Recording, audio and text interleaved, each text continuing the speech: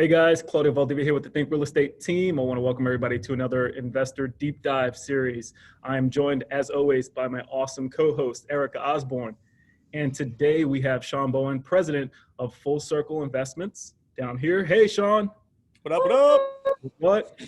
So you guys are going to be in for a treat today. Shawn Bowen is a bona fide real estate investor, has been practicing real estate for a very long time here in Hampton Roads.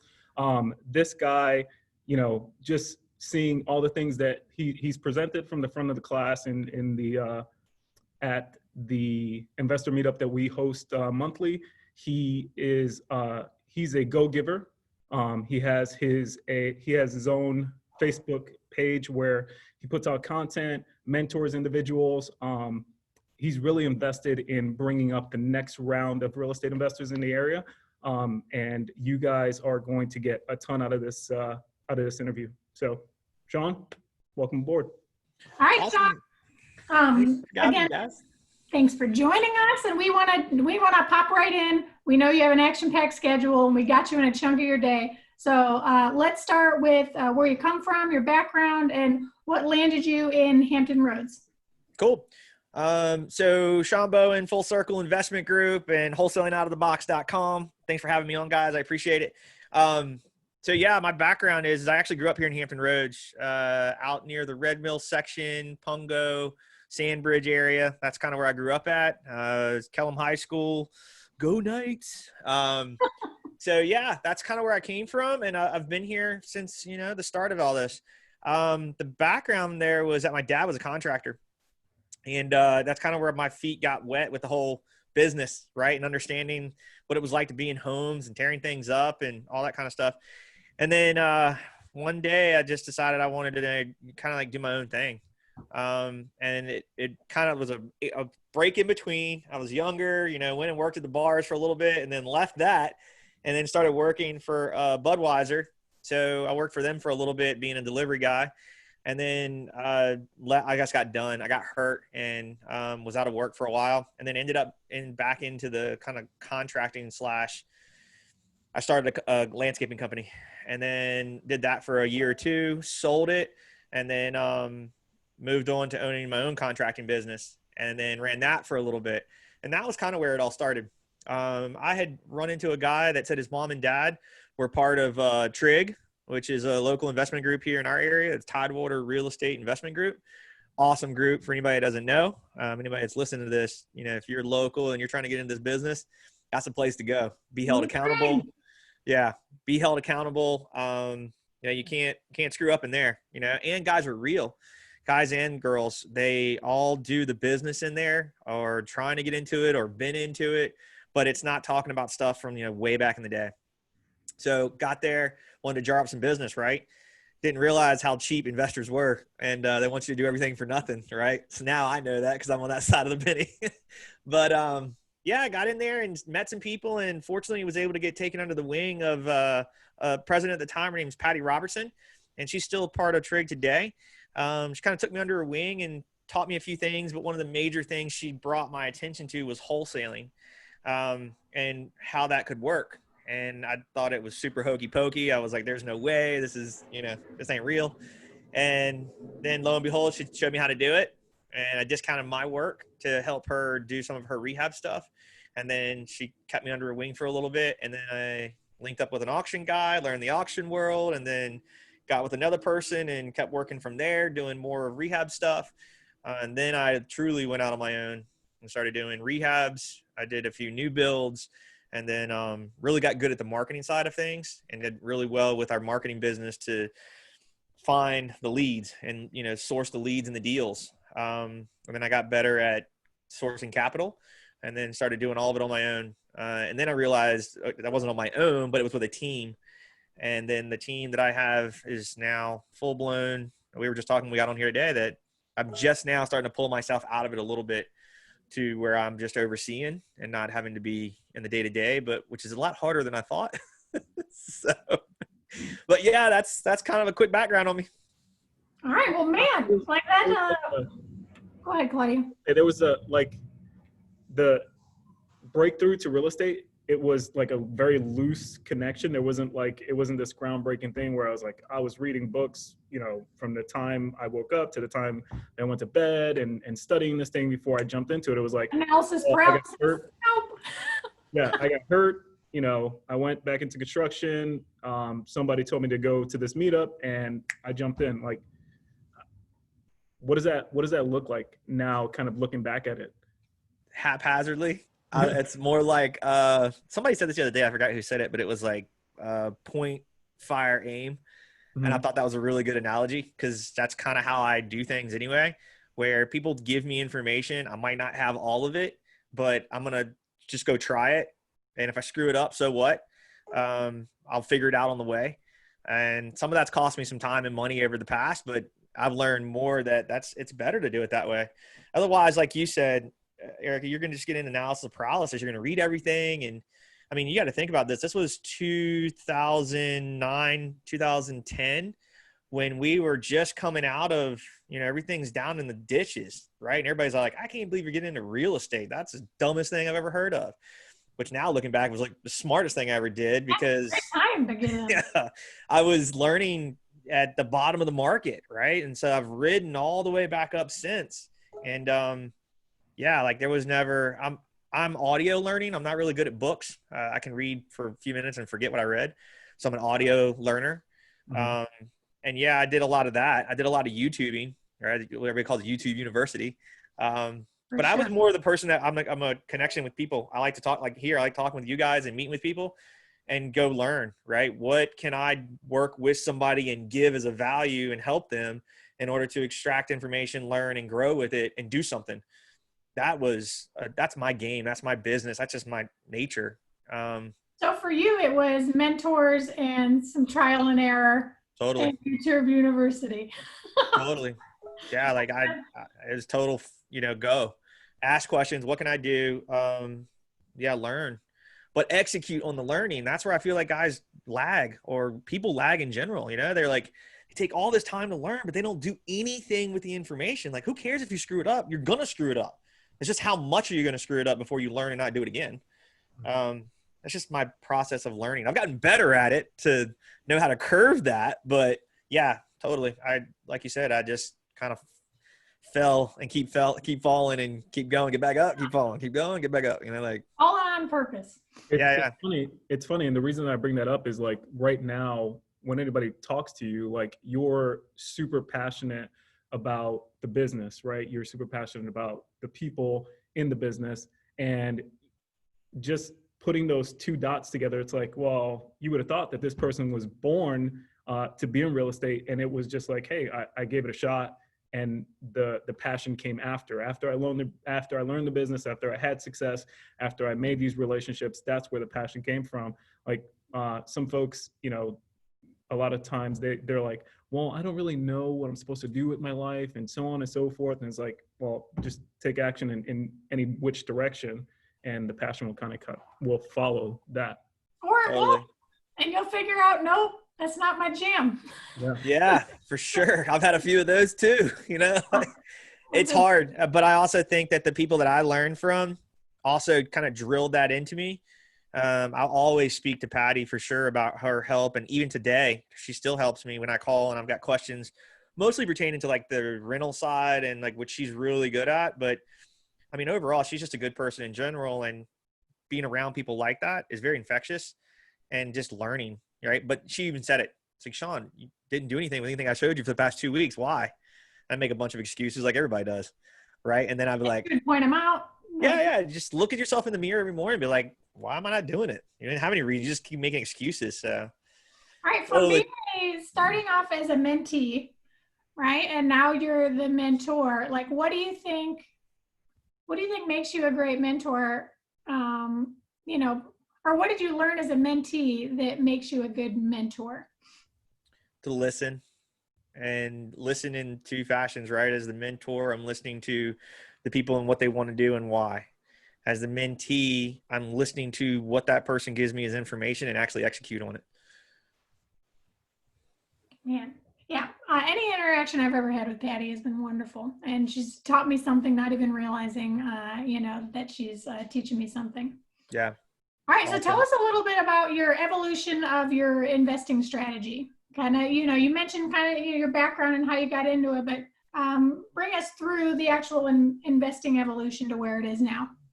So I wanted to get in where I didn't really have a lot of money, right? And I didn't have too much experience of just being a contractor, but I didn't realize the value on that until as I was doing it with Patty and then rolling some other investors that I'd do the jobs for them and then I would do the work for them, but then they would teach me a little bit more on the back end, on the sales side of things.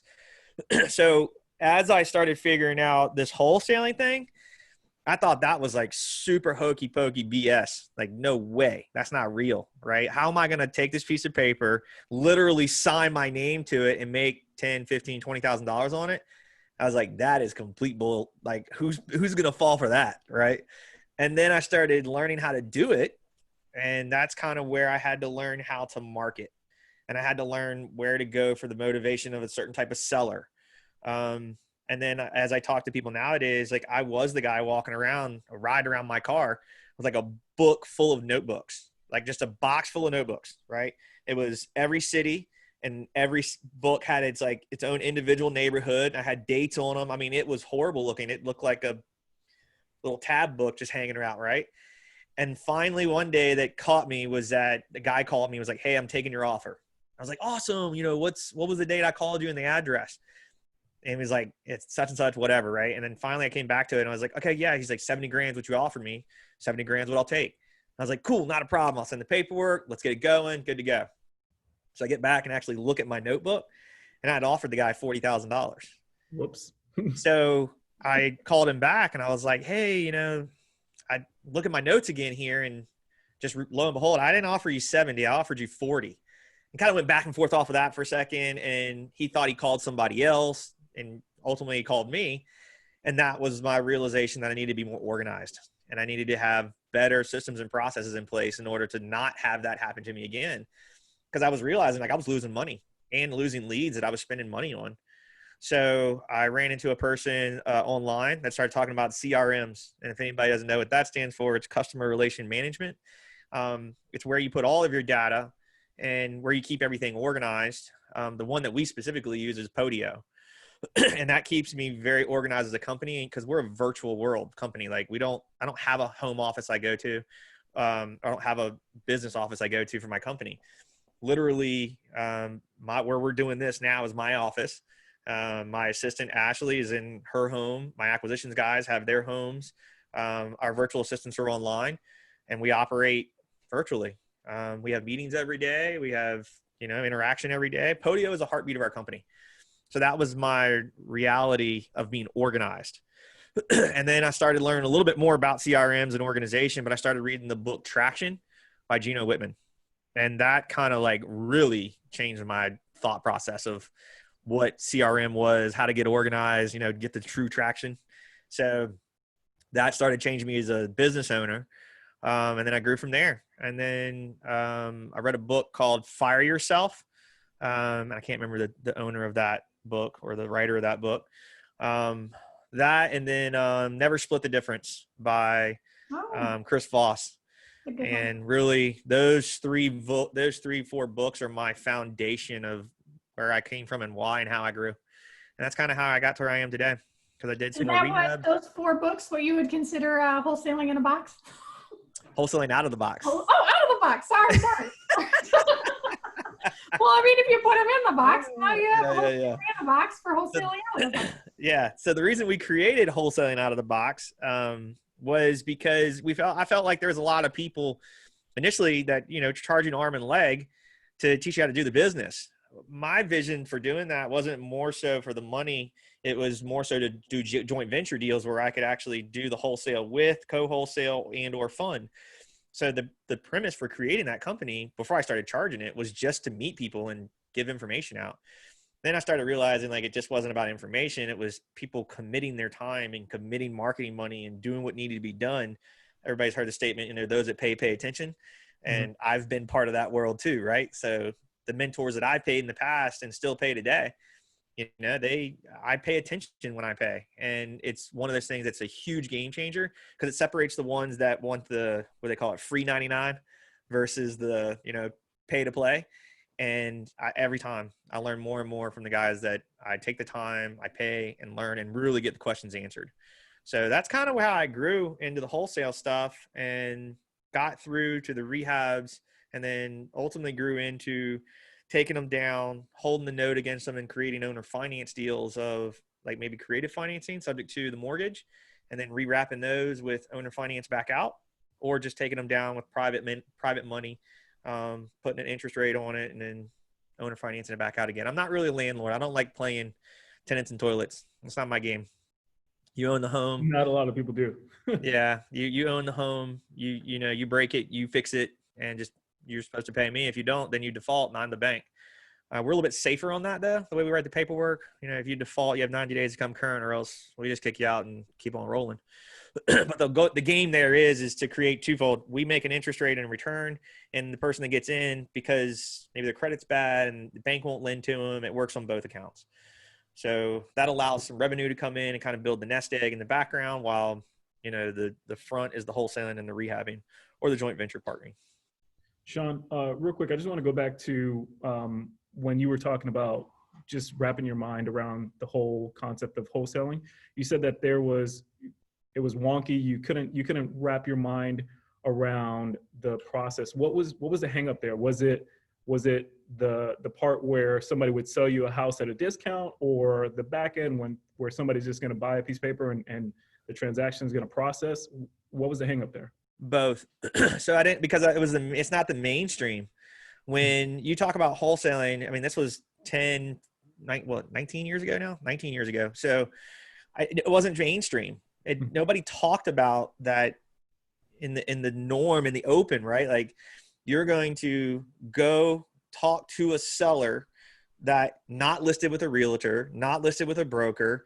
I didn't know anything more than that, right? So I didn't understand that concept. I thought like that's the only way you buy real estate, right?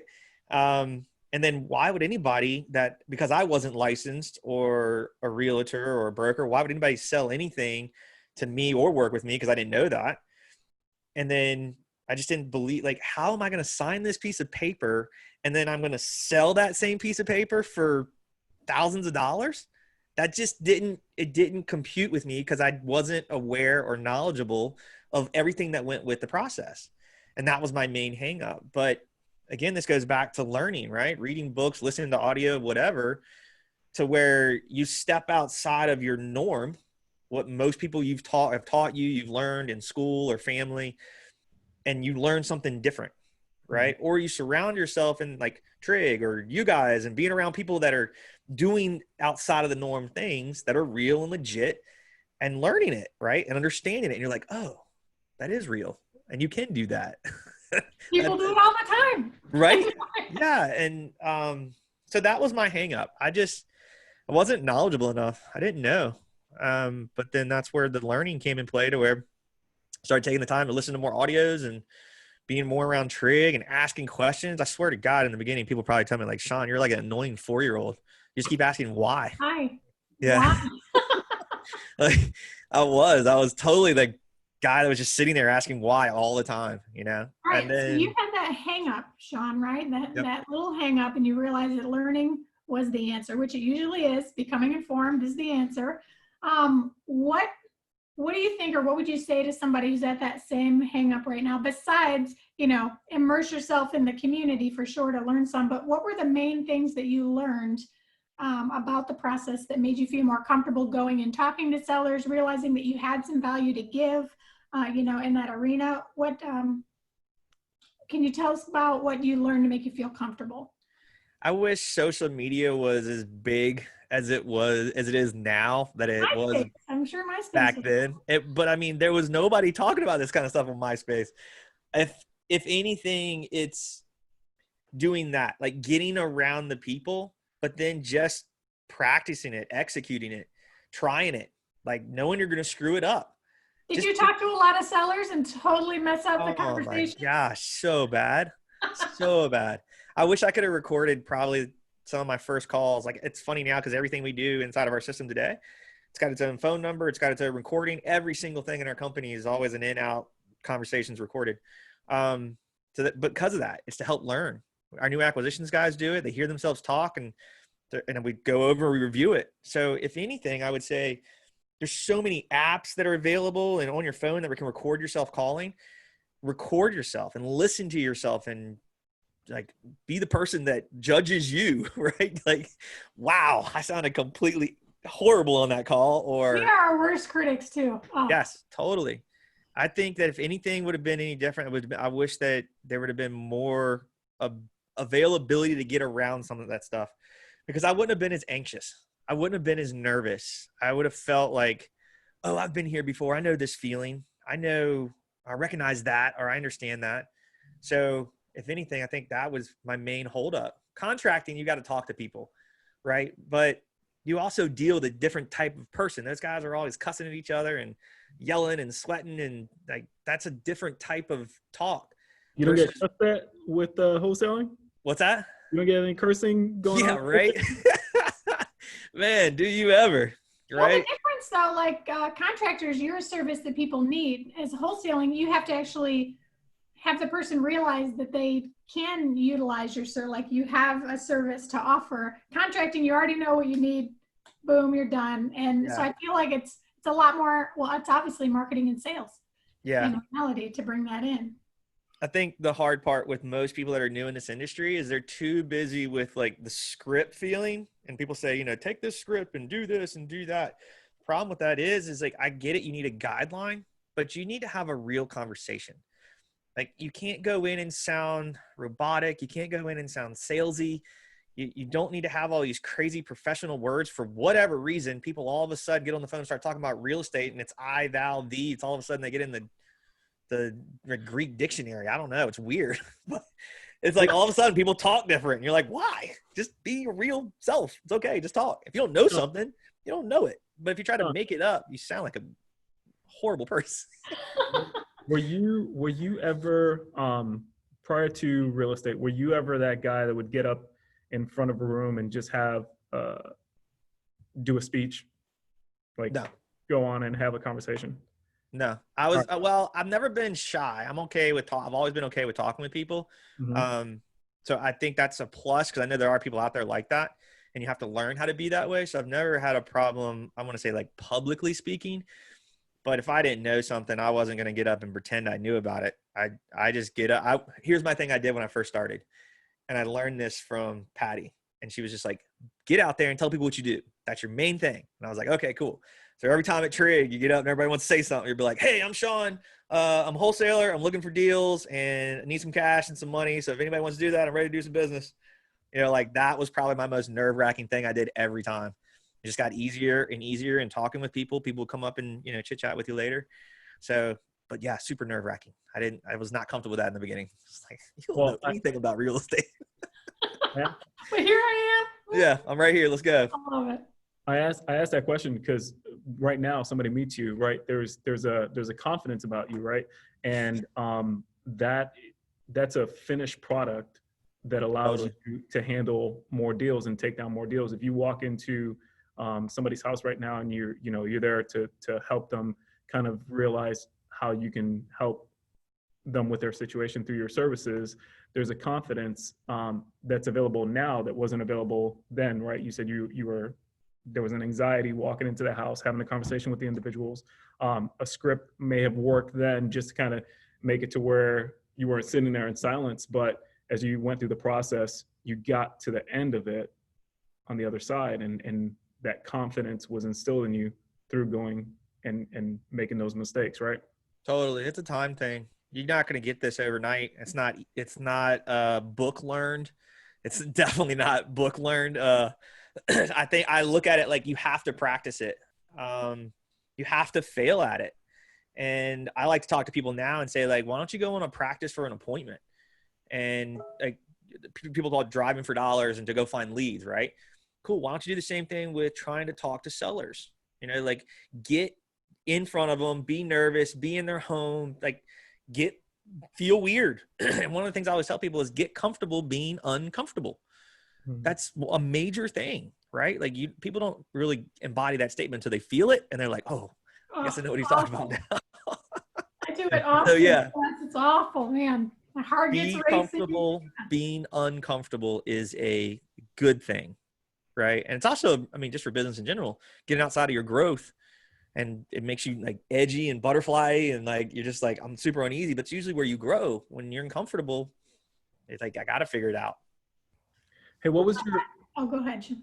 Go ahead, Erica. I was just going to say, plus at the back end, the part that I always enjoy about making myself or get into uncomfortable situations is the fact that when I leave, I'm so proud of myself. Like, yes, look what you did. Look what you did. You were so uncomfortable. You didn't want to do that. Look what you did. I'm so proud of you. Awesome. And so it gives you that moment of, it's that validation that kind of creates that pathway for like a completely new feeling then when you're doing these things. And like you had mentioned, you know, it becomes more your normal, and then you get more comfortable with it. And then it seems perfectly natural, Shawn, like you're sitting in front of us here today. Yeah. Perfectly natural. Yeah, it's not easy, but I think tell anybody, I say this to anybody who's listening to this, watching this, just be okay and know you're going to screw it up. Be fine with that and just get over it. You know, somebody might say something to you, or they might not even catch it, right?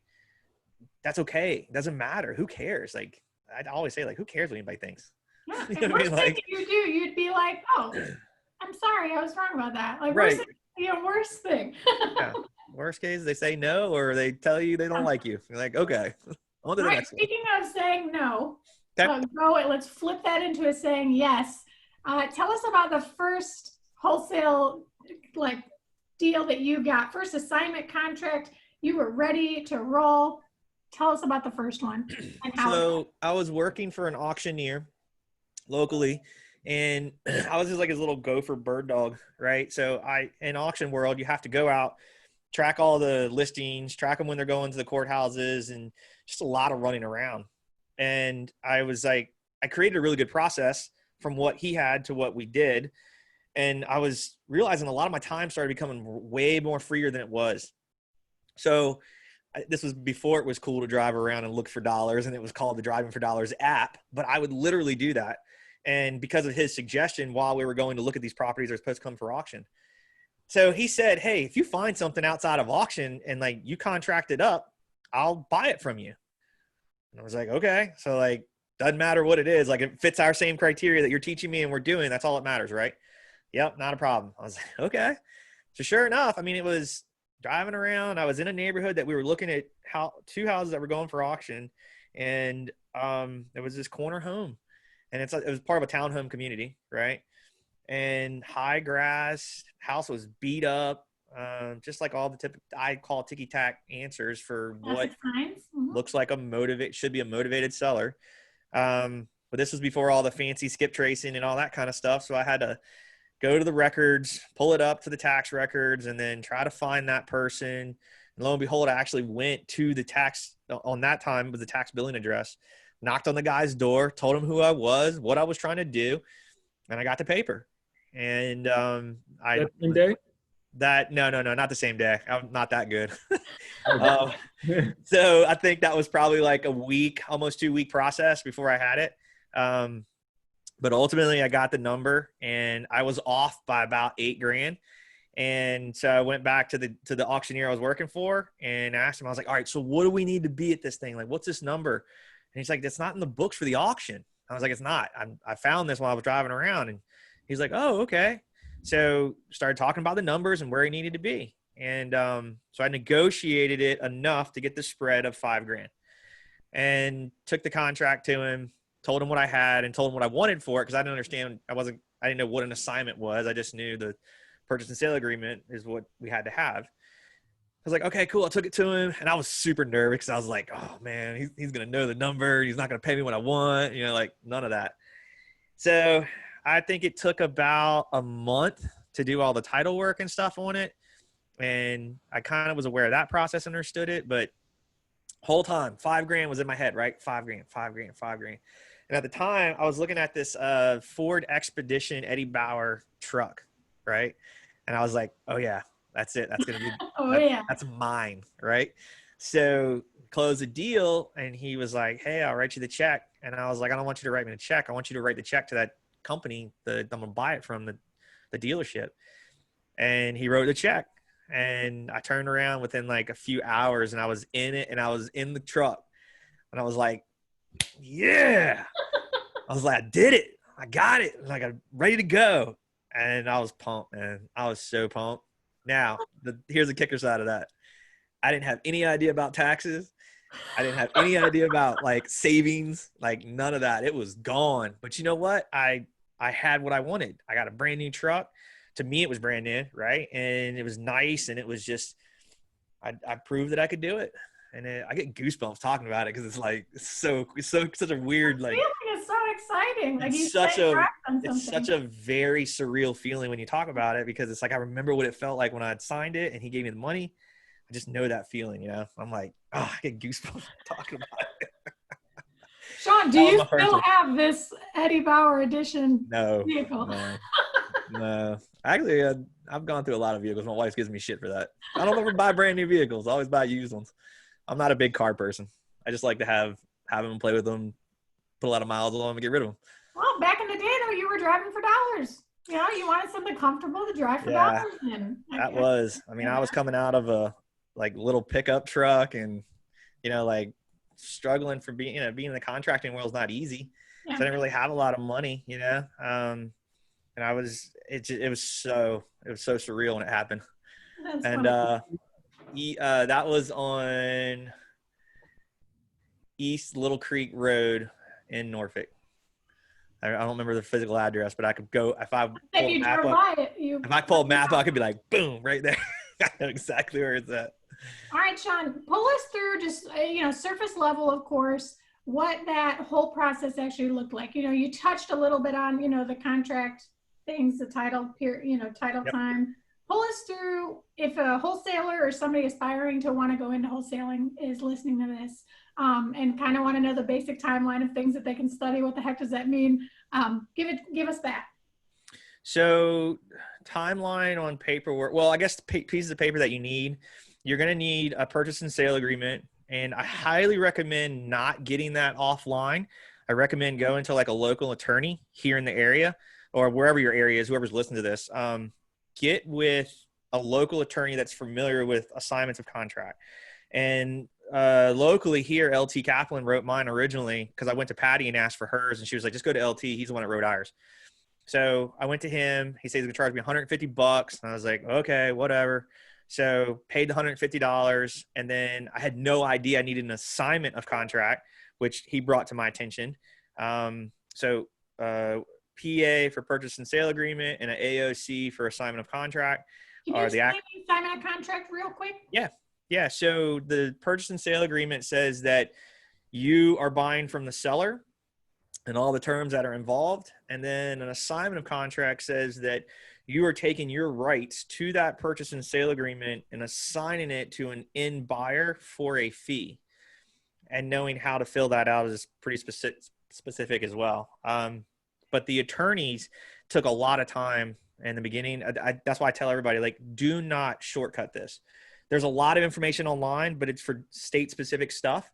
I think it's just, it's a better use of time to take the time to go to an attorney. Most of them will take the time to show you and do it because they want you to bring them the business at the end. They want the title work. They want the closing. They want all of that. And that's what you should be bringing to them for exchange of their time into that paperwork. So purchase and sale agreement, assignment of contract. If you're looking at timelines, it would be, okay, you contacted a seller, whatever timeline that happens, and you actually sign the purchase and sale agreement. And then following that, you're going to send that over to the title company. Now, this is the way we do it now. If you don't have the ability of doing this, I would not recommend it, but we start title the day we get purchase and sale, because then if there's issues, we can kind of close that window between assignment versus title clear and then starting, or assignment and then getting title started, and it just stretched out the window. We're very, very honed in on our numbers. So right now we're at 46 days to close a transaction at its highest. And I think the lowest we've ever had was 22. So timeline would be purchase and sale agreement, order title, go through with title, assignment of contract, and then go to closing with those individuals. And now on the HUD, you will be paid your fee. Somewhere on there that says like an assignment fee of X amount of dollars. And that's pretty much the transaction. So Not too deep of a dive. a lot of individuals, investors that wholesale, they don't start title immediately. They usually get the end buyer lined up to pay for the title search, right, through their earnest money deposit. But you want to expedite the time frame for that. Like, how long were you in business before you made that switch? Oh man, I would say that's only been probably in the past 2 years that we made that switch. More so because we got more honed into our numbers and we wanted our timelines for closings and incoming versus outgoing money. We just wanted to close that gap, right? I mean, we've got overhead, we've got, cost of running the business, and then you got to pay out people. So I think in the beginning, you don't have to do it, but people are so hell bent on trying to find buyers first. It's not the best use of time. The best use of time is to go find truly motivated sellers. When you do that, you do it under the right numbers, right? I say 70-75% loan to value, knowing your repairs and like all that kind of stuff. And then usually if you do some quick looks within a week or two, you have the buyers right there in that area. It's not really hard. Now, taking that through a vetting buyer process is a little different, right? Like, just because somebody gave you a phone number and an email doesn't mean they're a buyer. That's something I feel like a lot of people are doing these days. That's just, I don't understand why it's real, but it's never been something for us. Taking the time to vet that buyer. Hey, I need a proof of funds letter. Show me some of the properties you've bought in the past. Show me some of the deals you're currently working on. Usually that talk is a good talk to know that you have a solid buyer. And then an EMD. Usually an EMD is only going when it's real and it's time to make things happen, right? I was never paid. I never was able to pay for a title search off an EMD because I never got to collect that EMD until closing. So if I got bit with title, I was in it for $150 at the most. Sometimes it was $75 just for a quick look on title. But that's part of the game. Like if you get bit, you get bit, but learn from it and don't do it again. But that would be one thing I highly recommend to people is just take the time to meet a really good attorney, build that relationship with him and build that relationship with the title examiner. They pay people to go to the courthouse, but there is ability to just look at things really quick on title and $50, or maybe somebody buy them lunch. Hey, I'm looking at doing this deal. Can you look this up for me real quick? Take them a gift card, $20, $30. And that's how I started building relationships on saving money on title searches, because I'd meet people or the title examiners and say, hey, I need this help. Can you do this? Yeah, not a problem. Show up with some Starbucks cards or some lunch, like schmoozing the title folks. Hey, you know what I mean? Like it saved me time because I was, and this is a number tracking thing, but I was starting to get into issues with title. The stuff that we go after is pretty heavy. So you got estates with probate. We got stuff with tax delinquent stuff and code enforcement issues and, stuff that requires a lot of title work to it. So having that quick call, hey, can you help me? Yeah, here's what I found. Well, it looks like this lean against it and that lean against it. And then you call the seller back and you're like, hey, called my girl down at title. It seems like there's some issues on this thing. Are you aware of it? No. Okay, cool. Well, if we can get this addressed ahead of time, it's going to cost me $150. Are you willing to work with me on that? That kind of conversation is where it led into saving time versus costing me a lot of time and a lot of money up front. So learning this skill set, I guess, is like you said, like you're talking schmoozing, but more of a learning to work back and forth with people to get the best where you're going, like get the best result. That was something I learned ahead of time because I was starting to get really bit with a few title stuff and I sucked. It's heavy numbers, like when you're not putting a lot of money in your pocket right out of the gate and you're doing a lot of marketing costs, you're trying to conserve as much money as you can. So hopefully, does that help explain the process? Yeah. No, absolutely. I mean, in reality, I just would want a beginner to know kind of what to expect. Purchase and sale, assignment, you're assigning the contract to an end buyer. Boom, title process happens during that time. You go to closing, you get paid at closing. That's an ideal scenario. Of course, there are tons of hiccups that can happen along the way. Totally. Totally. All right, what's something funky that's happened in a deal? Or I would say the worst deal, but of course everything's a learning lesson, blah, blah, blah. But give us something good. Good? Juicy good, not like juicy good. pleasant. Like, well, are you saying like a problematic with title stuff or like a closing? a problem with a property, a closing, and a seller, and anything. Okay. So there's tons of them. We can go hours for this, but I'll give you like my most recent one that is pretty high on the wow moment, right? So we go to close this deal, and it's a probate situation, and the lady has the death certificate in a frame in her father's bedroom, which that was now her bedroom, right? So I thought that was pretty awkward, right? Interesting and awkward at the same time. Like, why are you framing a death certificate in your dad's bedroom? So we go to close the deal, and, you know, hey, we give you heads up. You got to get things out of the place. This is the closing date. Be ready for it by this date. No problem, right? So we get about, I don't know, 3 or 4 days away, and nothing's happened. Nothing's going down. And I was like, okay, we need to close because, like, we got a lot of things waiting to happen while we close, right? So I need you to be out by this date. Not a problem. We'll make it happen. Good to go. I wasn't really comfortable like that was going to go down. So I spent some money and I had a dumpster dropped off. And in 2 days, that dumpster was full, right? Like, and it wasn't from the stuff in the house that we were buying.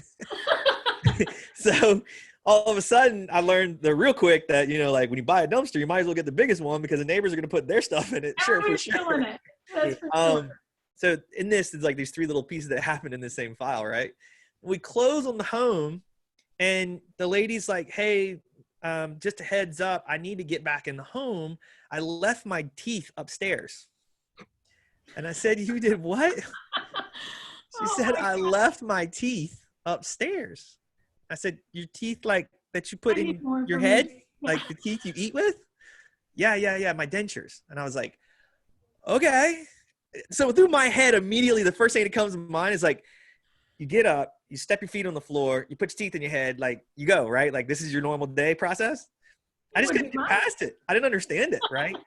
So lo and behold, we get back to the house, and it's a few days after. We've already sold the deal. The guys are already in rehab. Like they've already demoed the home. They're like not the home itself, but like inside it, there's nothing in there. So like there are no teeth. Like there's no teeth. They're gone, right? I didn't know this. I just called the guy. I was like, he's like, I have no idea, man. Like demo guys. You didn't find any teeth? That would definitely be something that my contractor would bring up to me.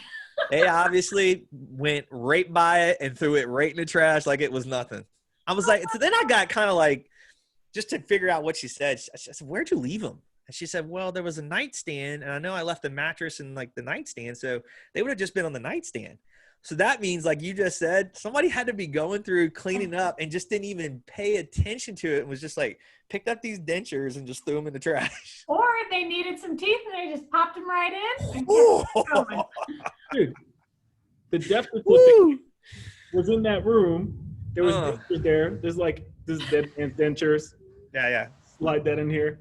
So like those 3 pieces on that one file is enough, and they just go on and on and on. We got crazy stuff. A lot of crazy stuff, but. Well, that dumpster lesson though is a lesson that everybody needs to know. Oh yeah. Because your neighbors are putting stuff in there. If you find a box, you take a photo of that address. If it's one of the neighbors' addresses, just so you have some proof for something that somebody else is tossing something in. But man, people help themselves to your dumpster. Oh yeah. Even in the nicest of neighborhoods. I thought I was slick by putting a tarp over it and be like, nobody will put anything in here. I came back and it was all like shit was on top of the tarp thrown in. You're not stopping anybody doing from anything. You know what I mean? So lesson learned there was all job sites get 40-yard dumpsters, because it's not a matter of fact if stuff from the neighborhood's going in, it's just how much is going in. Well, it kind of increases values in the neighborhood. Some people get to get rid of some of the crap that they've been wanting to for a while to maybe improve the look of their house. Yeah. So, We've actually gotten pretty nice about it by meeting the neighbors and having the contractor say, hey, introduce yourself to like everybody that's in the angles left and right, forward and back. Yeah. Let them know if they need anything. They're more than welcome to the dumpster. We're actually going to demo the home ahead of time. If they want to use it, they're more than welcome to. Just keep an eye on our property for us. If you see some weird stuff, let us know. And it's like crazy how much that's helped.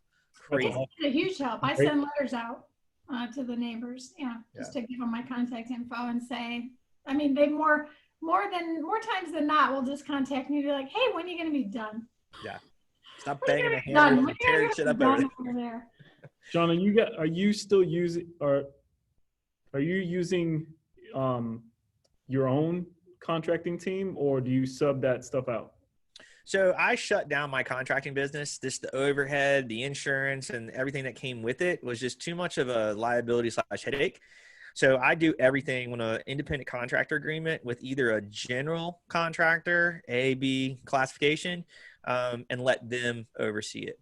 I've learned that over time, it's just not the amount of headache and stress and stuff that comes with all that. It's just not worth it. I've enjoyed a better process and a better procedure and way better results from having a GC oversee the job. We've actually changed it up a little bit to where we've given guys a portion of the profit if they stay inside of a budget and a time frame. So it's almost where the job trickles down, because most people are beating down contractors and they're trying to get everything for as cheap as they can. They're, squeezing the timelines, and everybody's doing the headbutting thing. I said this, you said that. Like, I completely changed that up. I went the other direction. I said, how do we include these guys to be part of the job, part of the profit, and part of plus everything in order to bring them in and get it done correctly and stay within a budget? That started changing massive numbers as soon as we started it. Timelines didn't change as much, but change orders definitely stopped, right? When you sign independent contract agreements that say you're going to be done on this date, and if you're not, then I penalize you $200 a day. But if you're done prior to this date, I also pay you an extra $200 a day for every day you're done early. In the contracting world and legal world, that's called bilateral contract. So, and then in the legal world, that has to happen anyway. But I guess the better question is how many times I've ever paid somebody for being done early? Zero. Hey. All right. So when you get projects coming in, okay, from all of your marketing, your intense marketing that you put out there, it's going out one of three ways. You're wholesaling it to somebody else, you're flipping it and selling it yourself, or you are doing the rent to own style, right? Yep. Okay. Is there any other way that properties leave your hands after they come into you from your marketing efforts? We have sometimes put properties on the market with agents and brokers to where we'll do like a marketing fee or whatever you want to call it so that it stays in the legal ramifications. But we've built plenty of relationships with brokers and agents that list the properties because our numbers don't work. That's probably the only other way that it would leave our pool. Otherwise, like you said, it's wholesale, it's fix and flip, or buy and hold / owner finance out. All right. Now okay, last thing about your deals. What's your favorite deal you've ever done? Whether that is a flip or a wholesale or, a rent to own or anything, your favorite deal. There's a lot of those, but I think because I have such a short-term memory, the most favorite one that I have is most recently, we were able to be part of a special needs / handicap vet, where this person needed a home that had accessibility through like wider doors, wider spaces, just anything to do with handicap capabilities, right? And he was a retired vet. So I was the money side of that on the back end of it. I didn't really get to see too much face-to-face stuff, but I got to see a lot of pictures and be part of it. I just thought it was the coolest process. I thought it was really, really interesting that we were able to be part of it. So I don't know, that kind of stuff is nowadays it's more impactful to me than when I first started. It was all about the money. I feel like nowadays things have changed a little bit more to, it's not all about the money anymore. It's a little bit more involved, but true helping. And I can't tell you the feeling to watch somebody do their first wholesale deal is until you help somebody do it. You don't know, but it's like you show, they do, and then they make, and the look and the feeling that comes across to them, and it's just absolutely infectious. It's your Ford Explorer or it's your Eddie Bauer edition feeling all over again. Totally. That's a really good analogy there. That and being part of these little projects like this has just been cool. That kind of stuff nowadays is more important and makes me feel better. And I just like being part of that stuff. So I think that's that kind of stuff. That's it. The money's cool, but when you first started, and I used to hear people say this all the time, and I was like, what is he talking about? Like, the only reason I'm doing this is to make money. And then you get into it and you start realizing like, it's just not what it's all about. So helping people, truly helping people, not, really caring, and then getting that result and watching it come to fruition and, all that kind of stuff is probably more important now. So favorite deals would be stuff like that. Watching people do their first wholesale deal, helping with this kind of I don't want to say assisted living, but like handicap ability homes. Man, that's some cool stuff. That's my favorite stuff. So when it comes to wholesaling out of the box, can you tell us about what somebody coming into that program would expect? They need to change their mindset from most people that come into us and or just come into this business come from what's called a technician mindset or an hourly mindset. So we're all raised, I'm thinking everybody that's listening to this is probably in the same capacity or come from the same world, right? No silver spoons here. So you got to earn it. You got to go get it. We're all taught to go get so much hourly, and that's what you're worth, which is a really, really bad mindset, but it comes from our parents that were brought up the same way. So changing your mindset first is the most important piece. You're worth what you negotiate in that time frame. That's step one. Being willing to put things in systems and processes in play so that you can get your best use of time and not have that mindset of insanity, but you're just doing the same thing over and over and expecting a different result. Like, it's not real. And then doing and taking action. Like, you're listening, you're hearing, you're learning, but you need to take action on whatever it is that those people or that organization is showing you so that you can get a result. Whether it's a good or bad result doesn't matter. It is a result, and that will be measurable. And then that goes back to the systems and processes. Measure everything. Track everything. It's most important. So I was just going to bring this up. So you like systems, processes, tracking, that's gospel for you. Totally. And you come from a background as a contractor. Contractors are not organized. They don't have systems. They don't have processes. Like, that is the role of the GC, and they do it loosely. I know that you talked about the book Traction. Was that the only place that was like kind of ingrained in you, or like where did that come from? So the first mentor I had for the CRM stuff, her name was Tracy, and she was down out of Florida. Mm-hmm. And that was where my drilling of systems and processes and being organized came in. And that was where that's my first mentor, CRM mentor, was talking about organization. And it completely shifted my mind. Like you said, like contractor mindset, not being organized, just haphazardly kind of making things happen, basically an arsonist, making my own fires I had to go put out. Mm-hmm. That's what that was. So that's what originally drilled into me how to measure in order to grow. Right. And this is it gets to the very minute detail. How many mail pieces, or in this case, like how many SMS or voicemails or whatever you're doing for marketing did you send out? What was the response from that?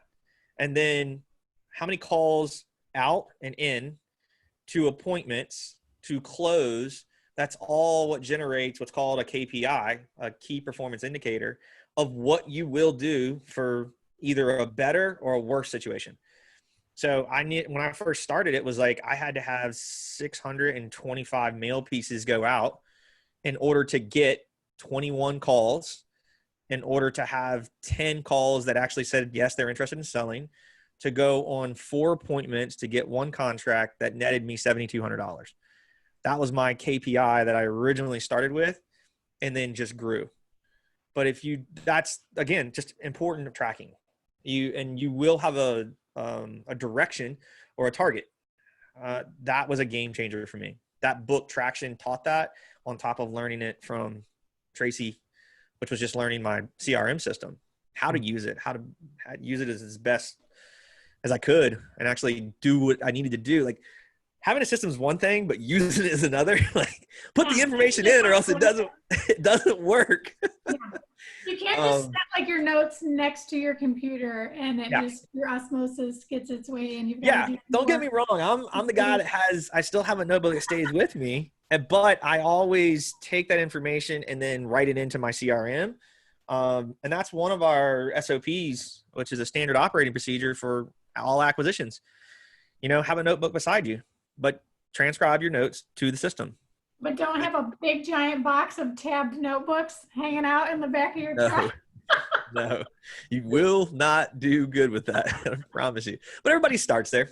Everybody starts with Excel sheets and notebooks, and you just don't know what you don't know. And to answer your question, that was how I got to the organization side of things, to which is now, like you said, all I ever talk about is systems and processes and numbers. And like you said, everybody knows me as all like, don't come at me with a number because you know I'm going to truly ask you. 45-minute conversation about KPIs. Love it. I love it. I want to stay here for a second real quick, because we were early on, you talked about mentor-mentee relationship. You talked about going to Treg and them holding you accountable. Wholesaling out of the box, it's a system for people to plug in, right? But accountability, we were talking about earlier, like there's an uncomfortability that goes with that, right? Like if somebody calls you out on something, then you have two choices: fix it or get upset with the person for calling you out on what you've dropped. As you're mentoring these new wholesalers or new investors, new investors, wholesaling is just a strategy. As you're mentoring these new investors, have you seen a lot of these individuals get triggered, or are they receptive to the mentoring? What does that look like? Because I just feel that we live in a really sensitive society right now, and as a former contractor, I was in HVAC, right? And when I got around the older guys, man, like they beat you down, and then after they beat you down all day, they come around and give you a hug and be like, "Hey, you want to go get a beer?" I'm like, "Dude, you just gave me PTSD, and now you want to buy me a beer?" Like, what does that look like in your world? That's awesome, because that is the contracting world, right? I don't also hear about the beer drinking part too much. I hear more just beating you down and walking away. So I think I'm a little bit different. The way we've structured us is we want to give you what's expected ahead of time, right? So I need to have a conversation with that person that wants to come join us, because we're going to tell you what we're going to do, right? We're going to tell you what we will give you and maybe what you're expecting, so that it isn't a surprise when we call you out. It isn't a surprise when we ask for your numbers every week, right? We get that ahead of time, because then it kind of it decides, like, am I a good fit for you, or are you a good fit for me? Because if you don't like me already, then it doesn't matter what I teach you. You're not going to listen, right? And you're not going to do it. So then again, it shows like, oh, well, that system doesn't work. That's usually not the answer. It's because you didn't do the system or work the system in order to get uncomfortable. And that's why it didn't work, right? So one of the things I say in the beginning when I have people that come work with me, what do you want to do? What do you want us to help you do? And most of the time the answer is I want to make $100,000 this year. That's usually like the go-to. All right, let's talk about that, how that looks. What do you do now? How many hours? Like, what do you want to put into this? And when I tell people you're going to be spending 40 to 50 hours a week working on this as a business, most of them walk away, right? But that's a good litmus test for me to realize, like, this is not going to be a good fit. So when every week we're asking for your numbers and you have life come up or things come up and excuses that just keep happening, that's not going to be something you want to hear. So we can stop that now, right? Versus here's what we're expecting. Here's what we're asking of you. Here's what needs to happen in order for this to work for you. We do that ahead of time, which I feel like is a lot different from most programs. They don't take the time to do that. They just say, join our program, pay this money and do this and you'll make this money. Like, that's too haphazardly. I can't say that. I can't honestly go into that and say, like, if you spend $4,000 in marketing and don't even talk about calls, like $4,000 in marketing, you're going to make 20 grand. I don't know how you talk. I don't know your knowledge. I don't know any of that. How are you going to say that to somebody? So I think expectations ahead of time is what we get out ahead in front to know, is this something that's going to work for you? Do you have the time commitment and the financial commitment to like push through this? And are you okay? Because we are going to poke, prod, joke, have fun, but this is not messing around, right? Like, if this is what feels like a good fit for you, then let's do it. But if not, I understand completely. I don't want you to join us. Because also with that is when you have a group, one bad apple spoils the rest, right? Like, it's very negative. It's very infectious. It's like a bad energy, right? Talk about the good energy, bad energy stuff. Like, it's real, right? So if somebody comes in your group and doesn't want to do what needs to be done because the rest of the group is doing it, well, then that starts to affect the group. And again, this is meant to work. This is meant to do the work and like enjoy it and have fun. And like, this is a business you're building. So I think just vetting ahead of time, taking the time to put expectations out in front of people is more important than anything else. And just be real with yourself. You know what it's going to take to make $100,000 this year. And this is what it's going to take. Are you ready to commit to that? And if you're not, it's probably not a good fit. Get out of here. Now, Shawn, your program, you can teach everybody all over the country, right? Like it's nationwide. Yeah. Right. I just, because here we're, investor deep dive into Hampton Roads investors. And I know your investments are here. Or I believe that they are, right? They are. Yeah. Okay. But I just want anyone to listen, who's listening, who's not from around Hampton Roads, to know that your program is nationwide. What you're teaching is going to do them well, no matter where they're at. Yeah. It's funny where people say, it's not a plug and play system, but it is. Like, it's the same concept. It's the same materials. It's the same work, and it's the same end result. No matter where you go, I know there's a few things that happen in guidelines on cities and states, but majority of the time you can assign a contract and you can do the marketing. Like, that's really all it is. This is it. That's really all it is. You make it sound so easy, Shawn. Oh, it's not and at all. We know that it's not. Anybody listen to this, do not take this lightheartedly where you say that this is easy business. It's not. It's not for everybody. It's a lot of work. You know what I mean? I think it's funny when you see the memes about either being a realtor or being an investor or being a wholesaler. It's like, I'm just going to sit back and make this money. You're like, dude, no, not even close. You know what I mean? It's more work. I just paid $9,000 in marketing for that one lead that only got me $4,000 in a wholesale fee. So. Totally. But if you're not measuring it, you don't know when to cut something off and not keep doing some type of marketing, or how many calls you went and talked to, or appointments you went on. Like, that's usually my test to every single person that says they want to get in this business that's already doing it. And they come and say, hey, I want to scale. I want to learn. I want to get better. I always ask them. Let's talk about that, right? We got to talk about systems, right? And the first question is, where are you getting your marketing from? You don't have to go super deep dive and give away the secret sauce, but what does that look like? Let's talk about some of the dollars that you're spending on that marketing and kind of go through the intricacies of that. Yeah. So there's really no secret sauce. I think it's funny when people say that, not to you, but like in the industry in general. There is no secret. We're all doing majority, if not the same things. It's just how often and what kind of follow-up do you have behind it? So for us, we pull our list from the courthouse. We do tax, code enforcement, divorce and evictions, and probate. So those are we call it the low hanging fruit, and they have the highest need of attention, meaning that usually something has to happen pretty quick before the ultimate of what's going to happen next is like they're going to lose it. Right. So for anybody getting in the industry, I feel like that's your go-to. You get the best results. Marketing wise, I can pull up my KPI sheet, but we talk about this every week, so it's usually drilled in my head and ingrained. Right now, we're 162 leads it's inbound leads saying that they want to sell. We're at 23 appointments to 4 offers to get 1 contract. We spend $38.92, I think this week is where we're at, $3,892 to do a deal.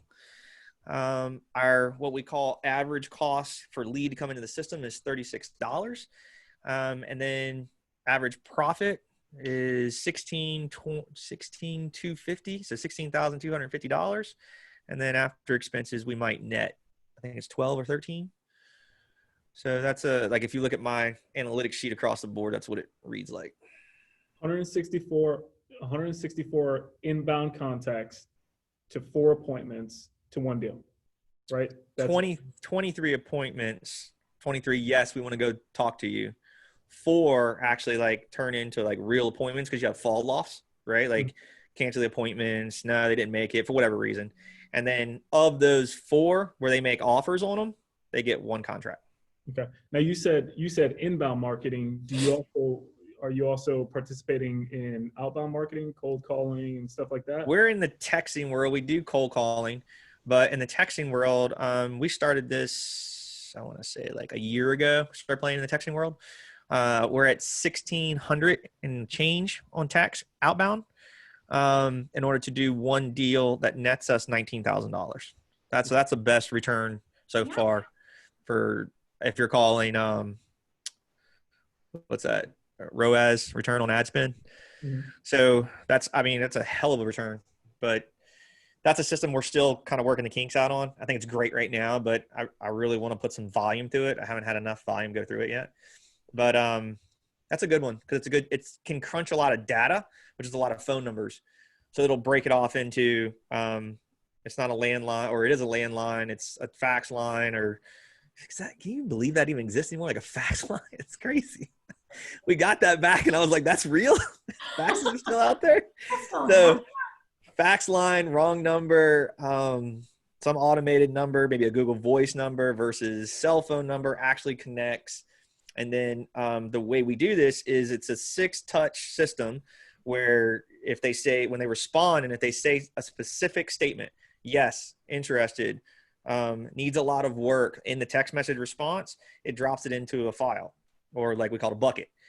Now that bucket turns into an automatic reply system that touches them so many times, either hours, days, or months. So right now that's less than 2 cents per text, and it's 120 characters per text. So we can get a good amount of information in 120 characters with some good, like, legitimate responses that look like they're actually texting back and forth with somebody. Because it works, you know what I mean? It's crunching through so much. It's just putting a lot of data in it. What would you say is the percentage of your leads that come from inbound versus leads that are coming from outbound marketing? I would say predominantly inbound. Okay. The marketing that we do is text out and then mail. I always say that we're like an old dog with the same old trick. Mm-hmm. The mail marketing floats between like 3.25% to 4% response rate, which is usually unheard of in the marketing industry. And it's nothing special, right? It's just a letter that says we want to buy, and it doesn't talk anything about a company. And our marketing piece is attached to that acquisition's phone number. So in this case, let's say it's Cam, and it says, "Hey, my name's Cam. I'm interested in buying 123 Main Street. If you're interested in selling, I'd be interested in talking to you." Like, the end. When they call in, though, they hear Cam's voicemail, or Cam picks up the phone. So there's the initial touch that always consistently stays. I'm calling Cam, I get Cam, or I hear Cam's voice. So then Cam is the one that follows up. We've learned that in marketing, that's a big psychology play, that somebody wants to talk and ask for that specific person. Mm-hmm. It's a big issue. Say that again. Especially when you're dealing with real estate. It's like, totally. It creates that trust automatically. Yeah. Everybody wants a personal feel. Yeah. Nobody, I don't think anybody wants to be inside the company big box feel. You know, they do when it gets down to the title, but before that, they don't. They want the mom and pop feel. And that's what we try to do. So yeah, that letter goes out. It's, we have an online company we do it with. We don't touch any of it. Because we're pushing volume, we got it down to about 88 cents a unit. So, if you're not pushing volume, you can probably get it to about $1.25. But I mean, you can't beat that if you try to do it yourself with materials, stamps, time, ink, all that stuff involved. Believe me, I tried it. It didn't work. I couldn't beat what I could get it for. So who do you use? So the company's name is ITI, or Direct Marketing is the name of the company. You guys let me know. I'll send you the link for it. We struck a deal with them to where we can get people signed in to have an online system with them and then be part of our group. And you pay to be part of that group, but it's like $40 a month, and you get the $1.25 unit. If it's not, they bump it up to I think it's $2 a unit, because we're pushing a lot of volume at them and bringing more people to them. So yeah, it's a really good company. They're very responsive. They don't really have any issues. If they do, they're very good on customer service. They've worked with us for years now. So you have a little bit of text messaging going out. You said mostly the letter campaign. Anything else that you're doing? No. That's it? That's it. Text messaging. Well, we do Google AdWords and Facebook stuff, but I haven't had really any good success with Google AdWords. I mean, I can tell you right now, year to date over the past 2 years, I know I've spent $19,000 and made maybe 15. So it's not, I don't think that's a good return at all. But I feel like it's negative, right? it is negative for sure. And then Facebook, I just haven't had any success with it. I've had maybe a few leads come in, but I've never closed any deals off of it. And I know I've spent a few thousand on that, but I also haven't put as much time and commitment into that, which is what we've been doing now, because now I'm pulled away from the company as having to work in it daily to working on it instead of in it. And that's where I can now focus on stuff like this, which is I want to bring in more acquisitions, guys. I need to bring in more volume, which is inbound leads. So, doing that kind of stuff is where I have to pay attention and hire and fire and, get people in our system to work and get those leads coming in. Because every marketer out there is always, like, oh, I can do this for you. I can do that for you. And I'm like, cool. Show me. Mm-hmm. Show me the numbers. Like, show me numbers from your existing clients. And every time I ask for a number, all of a sudden it's just like crickets. You're gone.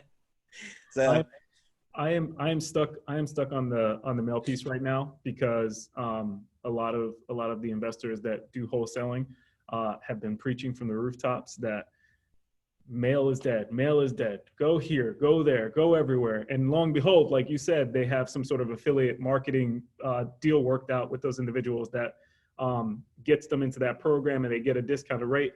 But that person's making money on the back end, right? So yeah, they would preach that mail is dead and why go do mail. But you're running a very successful business with a pretty significant sized team, going after it. And it's mail.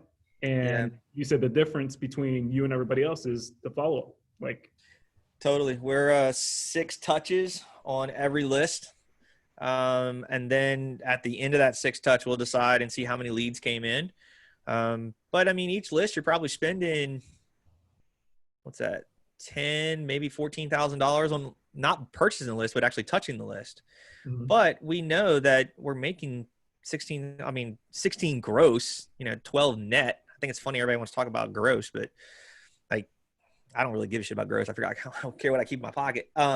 It's good to know what the company makes, but yeah, like we're going to spend probably $16,000 or 12 grand to make $16,000. And that's still not a bad return, but you got to have those numbers. You got to know it. And mail has been it. The text messaging, I'm seeing it work, but there's the people talking about the ringless voicemail stuff. It's just, it's too illegal right now. I got too many people talking about like getting sued over it. And, just very scrupulous people out there talking about, you sent me this, I'm going to sue you and take you to court. And like, for what? Voicemail? Yeah, just my voice, man. It's crazy, man. So yeah, mail's always been our go-to. And I've just recently started playing with text message stuff. So it's worked.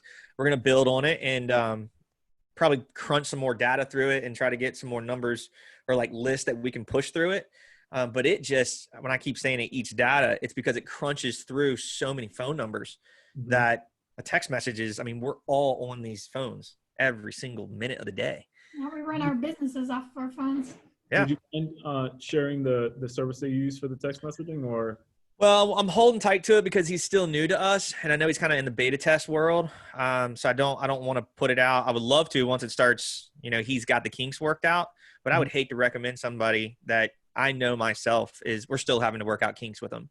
So it wouldn't behoove me to do that. And I wouldn't want to recommend somebody that I can't fully say is doing a great job.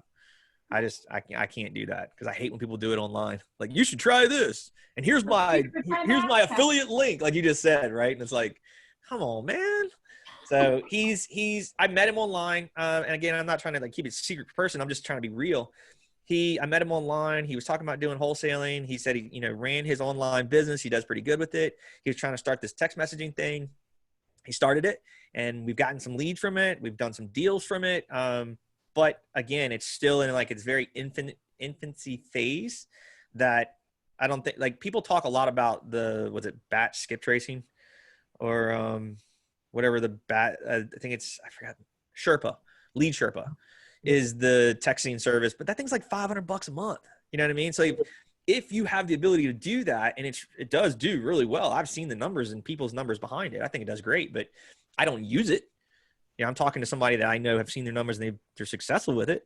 But this other one is something I'm just playing with and learning. So it's almost like it's still beta. Okay. What's the future look like for you, Shawn? So it's funny you bring that up because of having the company go through and reread Traction to always refresh us as a company. And one of the big things you'll hear in Traction is the 1, 3, and 5 year plan. So we have a call coming, or not a call, but like we're gonna have a meeting coming up here, it's actually tomorrow, and we're gonna sit down for like 5-6 hours in our office space that we meet at. We rent one of those places down in Dorton, Norfolk, and go over that. So for us currently, what the goal is for me, we're $500,000 this year in gross sales.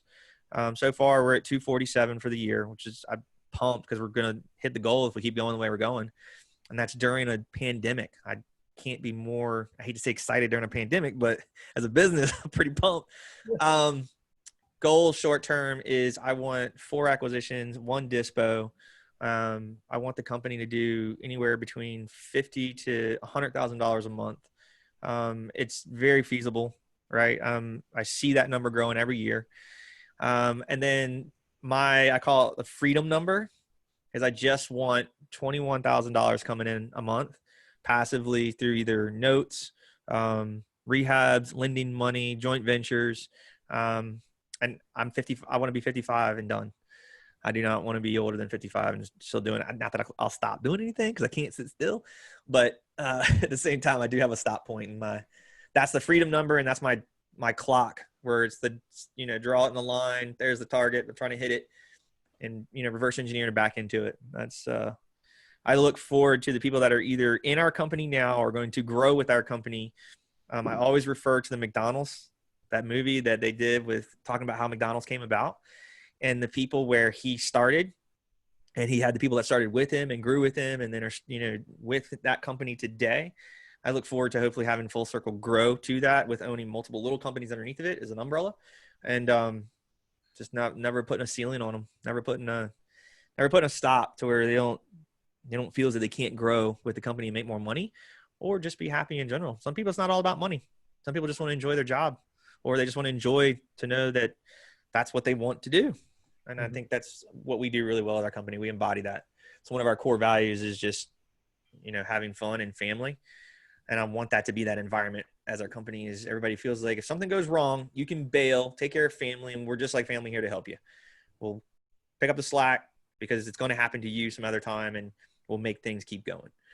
And that's hopefully how we keep going and growing. Yeah, it turns loyalty. Totally. Are all of your employees 1099s? No, the only, well, my acquisitions guys are, my virtual assistants are not, they're on payroll, and my assistant Ashley is on payroll. And of course I'm on payroll. I pay myself. The contractors that do the work, yeah, they're on independent contractor agreements. But as far as the company itself goes, I think we focus at we run at like 20 grand a month in overhead. So I don't think we're too expensive. That's awesome. All right. We're going to wrap this up because we took way more of your time than we were supposed to. Oh, good. All right. Something that you would tell your newbie investor self. That me? That's somebody's Google voice. Interesting. Something I would tell my newbie self: listen more, execute quicker, stop lying, stop being scared.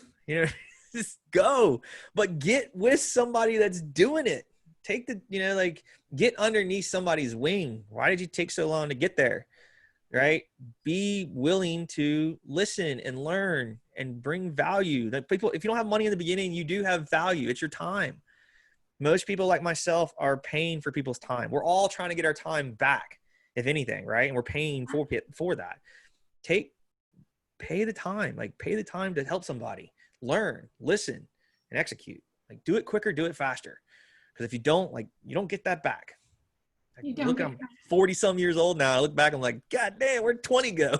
It's Crazy. gray hair. I'm like, oh man. Right? I I know. I see it in my beard on here. So I would just ask you what one book you recommend, but for some reason in the wholesaling world, or even in the business ownership world, and this has been recommended multiple times to me, Traction, I'm assuming is right now the book that you're pushing for systems and business development. Totally. Okay. All right. What about favorite podcasts, YouTube channels, anything that you're soaking up right now that you're digging? YouTube channel is, I love listening to Max Maxwell. His stuff is really interesting, mostly because it's into the wholesaling world. I think for like business development, if you get to the, you're growing, you're bigger, you're trying to scale, Mark Evans, The Making of a DM. He's a really, really bright, smart guy, and he's very no bullshit. He's straightforward. So if you can't take that, don't listen to him. Yes, he's harsh, but it's I call it tough love, or some people just can't deal with it. But I like that kind of stuff. I like that real talk. And then did I say it? The Bigger Pockets. I love listening to those guys. Love listening to those guys. All the shows that they have and come on, their guys. A lot of different good input. Heck yeah. All right. Last thing. How can people reach you? How can people find you? How can they find out more about wholesaling out of the box and Full Circle? So we're predominantly wholesalingoutofthebox.com is where you can get mostly anything to deal with us on wholesaling, reach us. We have a podcast. If you go to Apple, it's Wholesaling Out of the Box. Pretty simple. And then if you go to Instagram, same thing, Wholesaling Out of the Box. If you're looking to reach me, I can give you a number, and anybody listening to it, it's great because I don't care. I usually answer the phone. Doesn't matter where it comes from. It's 757. You answer the phone and Ashley doesn't. No. Ashley's got her own number. I swear. And hers is recorded too, just in case. So 757-241-8799. Or you can reach me on Facebook and just message me. Again, wholesalingoutofthebox.com is usually the best place to reach us. But yeah, our podcast and our YouTube channel has the Wholesaling Out of the Box as well. So we're starting to build that up. And Virginia Wholesale Real Estate is another, that's our public Facebook group that we get into, that we've had a lot of people in there and talking information and try to help and do stuff like that. That's awesome. All right. I'm going to let Claudio take us out. Shawn, thank you so much for chatting with us. Yeah. Thanks for having me, guys. I appreciate it. Can't wait to see you again when we can meet in person. Face to face. Face to face. All right. Claudio? Shawn, once again, thank you so much for joining us today. Again, for those guys that are watching, Full Circle Investment is the name of the company that Shawn uses to invest in the area. Real estate, investing out of the box. Wholesaling. Help me. Wholesalingoutofthebox.com. We wanted to watch you stumble for a little bit, Wholesaling Out of the Box is the business that you can utilize to get a hold of Shawn. If you want to jump into real estate investing, that's where you would go. Shawn, knowing him as an individual, this dude wears his heart on his sleeve. I couldn't point you into a better direction for a mentor if Thank you. Investing is where you want to be. Thanks again for joining us. For those of you that want to be a guest on the show, go ahead and send us an email at info@thinkreteam.com. We'll go ahead and ask you a couple of quick questions and then get you scheduled to share your real estate investing experience. Thank you so much. My name is Claudio Valdivia, Erica Osborne, Think Real Estate Team. Have a great day. Thank you for watching. Later. Thanks, guys. Thanks a lot, Shawn.